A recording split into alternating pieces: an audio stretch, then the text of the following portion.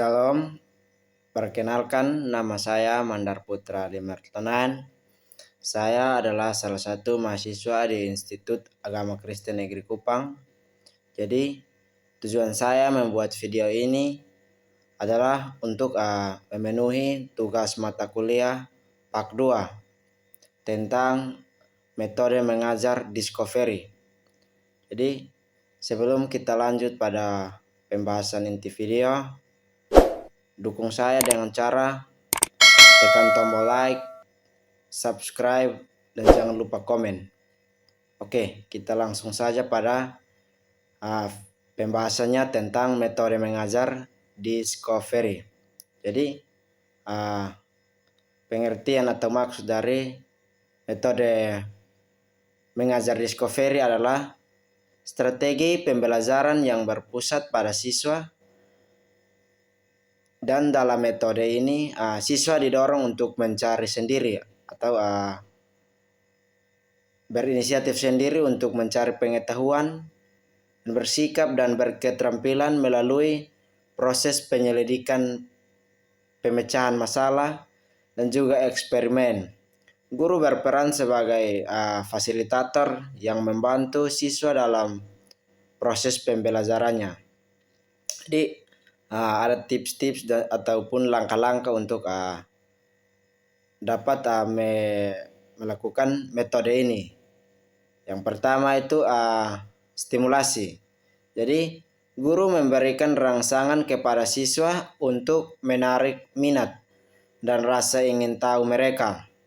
Yang kedua mengidentifikasi masalah. Jadi siswa mengidentifikasi masalah atau pertanyaan yang ingin mereka ketahui atau yang ingin mereka pelajari tentang materi tersebut. Terus yang ketiga yaitu pengumpulan data. Nah, siswa mencari informasi dan data yang relevan untuk menjawab pertanyaan-pertanyaan dari mereka atau hasil dari evaluasi mereka. Terus yang keempat yaitu pengolahan data. Siswa menganalisis dan menginterpretasi data yang telah mereka kumpulkan. Terus yang kelima itu verifikasi. Siswa menguji hasil analisis mereka dan menarik kesimpulan.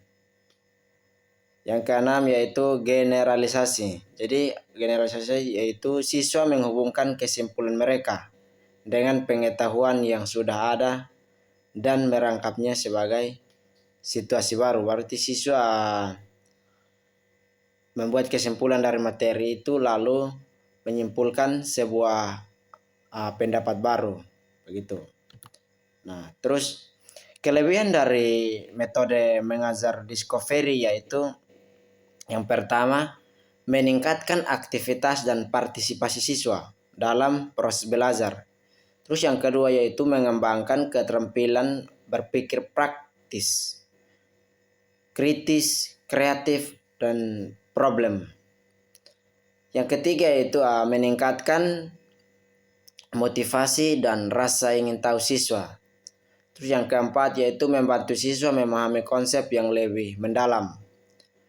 Dan yang kelima yaitu mendorong kemandirian dan kepercayaan diri siswa. Jadi dalam metode mengajar discovery ini juga mempunyai kekurangan, yaitu seperti membutuhkan waktu yang lebih lama dibandingkan dengan metode mengajar atau metode pembelajaran tradisional. Terus yang kedua yaitu membutuhkan guru yang terampil dan juga guru yang memfasilitasi proses belajar pada siswa. Terus yang ketiga yaitu siswa yang kurang termotivasi dengan metode ini ataupun siswa kesulitan ketika harus punya inisiatif sendiri untuk belajar. Terus yang kelima yaitu risiko kesalahpahaman konsep jika siswa tidak dibimbing dengan baik dalam metode mengajar ini. Jadi ada beberapa contoh juga penerapan metode discovery learning ini. Itu yang pertama, Siswa diminta untuk menemukan cara menghitung luas dan keliling berbagai bangun datar. Itu contohnya seperti dalam pelajaran matematika. Terus siswa juga diminta untuk mengamati penyelidikan pertumbuhan. Itu semacam dalam pelajaran biologi atau IPAS.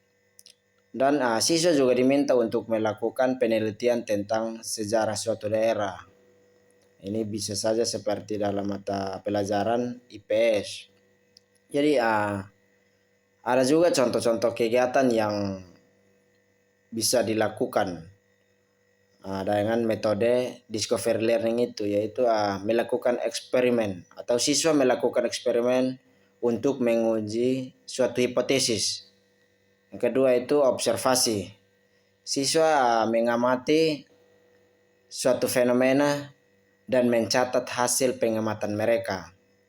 Dan yang ketiga itu siswa dapat berdiskusi tentang suatu topik dan saling bertukar pikiran. Jadi saya juga tambahan tips buat teman-teman untuk dapat menerapkan metode discovery learning ini, yaitu yang seperti gurunya harus memilih topik yang sesuai dengan minat dan kemampuan siswa, agar siswanya lebih senang, lebih termotivasi, dan juga punya inisiatif untuk semangat belajar.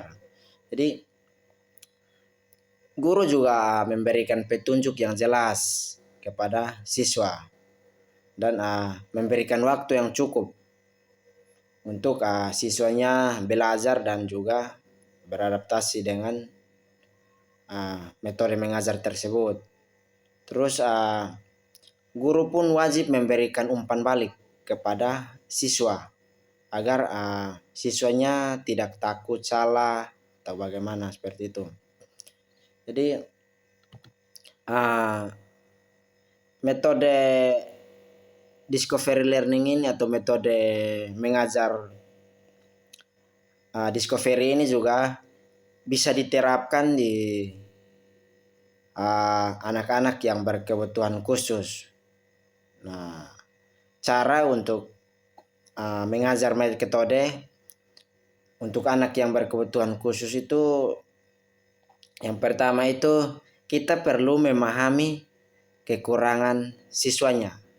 Jadi guru harus mengerti betul dan memahami kebutuhan khusus siswa itu seperti apa. Itu contohnya harus melakukan asesmen untuk memahami kebutuhan dan kekurangan individual siswa tersebut.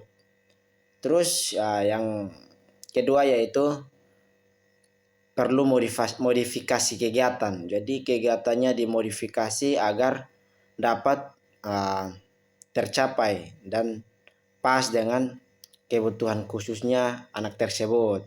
Jadi kita perlu menyesuaikan kegiatan dengan kemampuan fisik dan kognitif siswa tersebut. Dan yang ketiga yaitu kita perlu wajib memberikan dukungan dan akomodasi. Ya.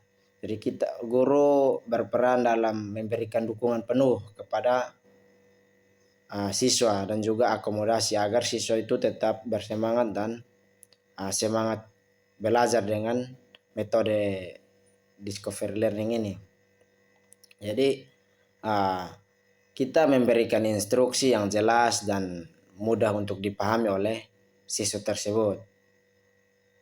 Di sekian video pembahasan saya, kurang lebihnya mohon dimaafkan.